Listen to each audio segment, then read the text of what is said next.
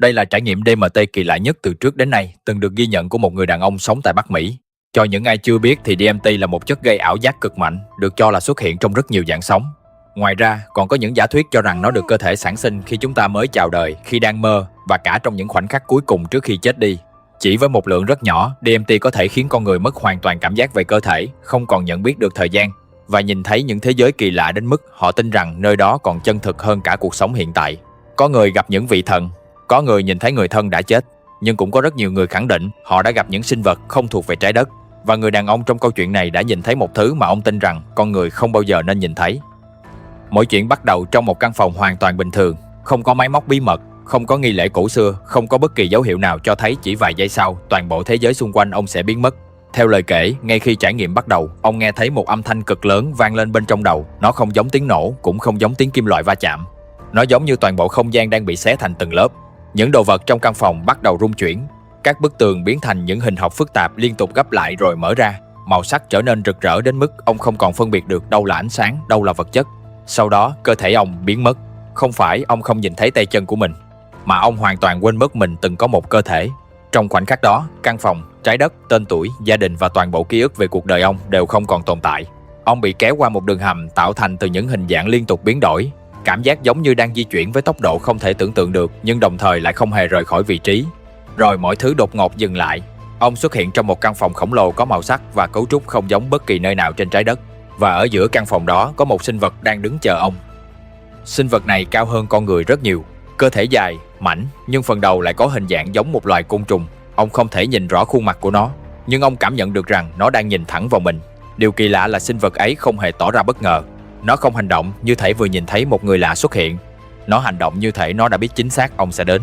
Ngay sau đó, một ý nghĩ xuất hiện trực tiếp bên trong tâm trí ông. Không có âm thanh, không có ngôn ngữ, nhưng ông hiểu được ý nghĩa của nó. Sinh vật ấy đang nói rằng ông không nên có mặt ở đây. Rồi căn phòng bắt đầu thay đổi. Các bức tường mở ra để lộ hàng loạt không gian nằm phía sau. Bên trong những không gian ấy là những sinh vật khác, những cỗ máy khổng lồ và những cấu trúc liên tục chuyển động như thể chúng đang sống. Ông có cảm giác mình đang đứng bên trong một nhà máy. Nhưng nhà máy này không sản xuất vật thể, nó đang sản xuất thực tại. Mỗi cỗ máy tạo ra những hình ảnh, âm thanh, ký ức và cảm xúc khác nhau. Chúng được ghép lại với nhau thành những thế giới hoàn chỉnh. Và trong một khoảnh khắc, ông tin rằng mình đã nhìn thấy nơi toàn bộ thực tại của con người được tạo ra.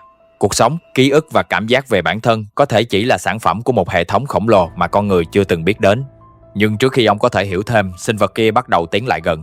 Nó đưa một cánh tay dài về phía ông. Ngay khi chạm vào, toàn bộ ý thức của ông bị tháo rời. Ông nhìn thấy từng ký ức trong đời mình hiện ra cùng một lúc. Tuổi thơ, gia đình, những sai lầm, những nỗi sợ và cả những việc ông tưởng rằng mình đã quên. Sau đó tất cả bị xóa sạch.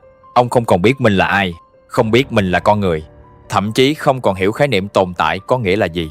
Trong thế giới thật, trải nghiệm này chỉ kéo dài vài phút, nhưng đối với ông, nó giống như đã kéo dài hàng nghìn năm.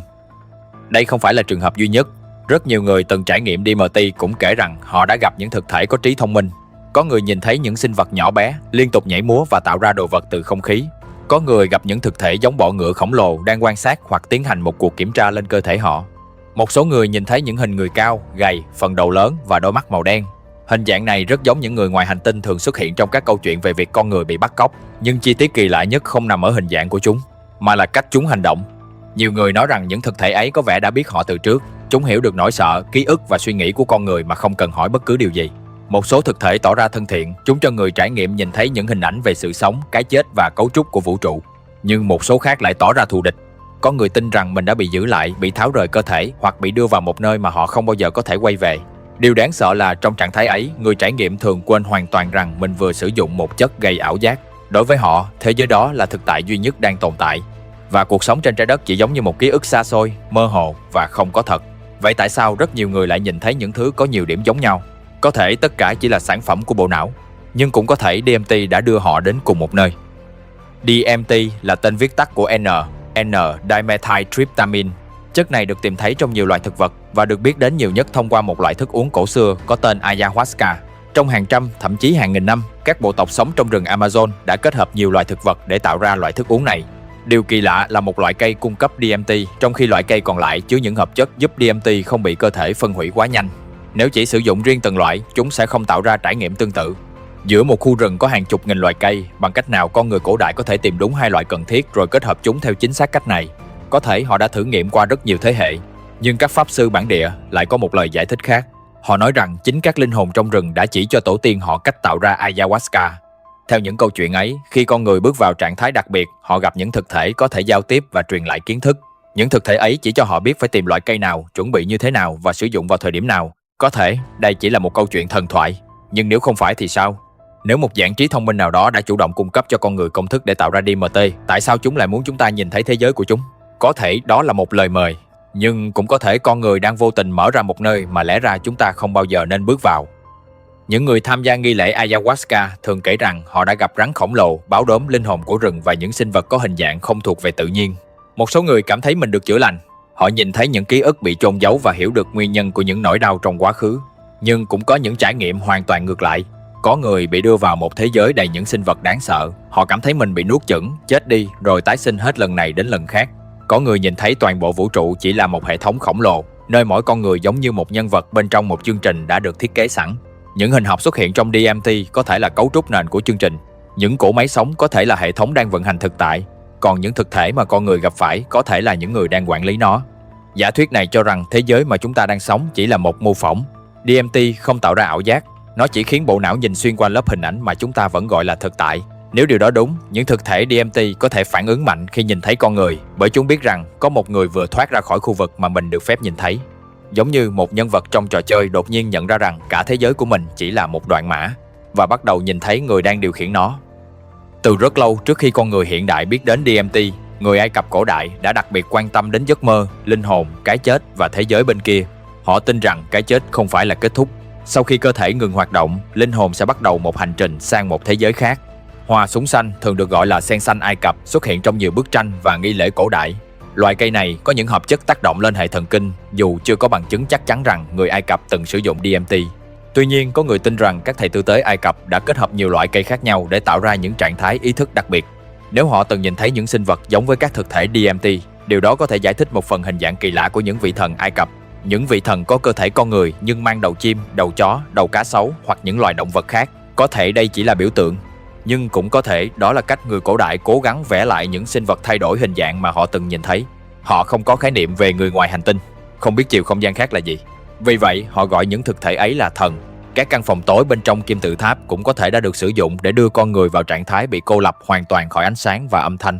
Sau nhiều giờ, thậm chí nhiều ngày, bộ não có thể bắt đầu tạo ra những hình ảnh và trải nghiệm kỳ lạ. Nếu kết hợp việc này với những loài thực vật tác động lên ý thức, các thầy tư tế có thể đã tạo ra những trải nghiệm gần giống với DMT. Và những hành trình sang thế giới bên kia được vẽ trên tường mộ có thể không hoàn toàn đến từ trí tưởng tượng. Có thể chúng là bản ghi lại những nơi mà họ tin rằng mình đã thực sự đến. DMT không chỉ được liên hệ với con người và cây cối. Ở vùng Địa Trung Hải có một loài cá tên là Sapa Sapa. Nó có những đường sọc vàng chạy dọc cơ thể và nhìn không khác gì một loài cá bình thường. Nhưng đã có những trường hợp hiếm gặp, trong đó người ăn loài cá này bắt đầu nhìn thấy những hình ảnh đáng sợ và nghe thấy những âm thanh không tồn tại. Một người đàn ông nghe thấy tiếng la hét và nhìn thấy những sinh vật đang đuổi theo mình. Một người khác nghe thấy những giọng nói lạ kéo dài nhiều giờ và tiếp tục gặp ác mộng trong những ngày sau đó. Vì vậy, Sapa Sapa còn được gọi là loài cá tạo ra giấc mơ. Có câu chuyện cho rằng loài cá này chứa DMT, dù điều đó chưa được xác nhận. Chất gây ảo giác có thể đến từ các loại tảo mà cá ăn, sau đó tích tụ trong cơ thể của nó. Nhưng câu chuyện này cho thấy tự nhiên có thể chứa rất nhiều phân tử có khả năng thay đổi ý thức con người. Trong thực vật, trong nấm, trong các loài động vật, dưới đáy đại dương và có thể ngay trong chính cơ thể chúng ta. DMT có thể chỉ là một trong số rất nhiều chất mà con người tình cờ phát hiện. Ở một nơi nào đó trong rừng sâu hoặc dưới biển có thể tồn tại những hợp chất mạnh hơn rất nhiều. Những chất có thể khiến trải nghiệm kéo dài lâu hơn, tạo ra những thế giới chân thực hơn và đưa ý thức đi đến một nơi xa hơn. Nhưng nếu ý thức đi quá xa, liệu nó có còn tìm được đường quay trở lại? Khoa học cho rằng DMT làm thay đổi cách các vùng trong não giao tiếp với nhau.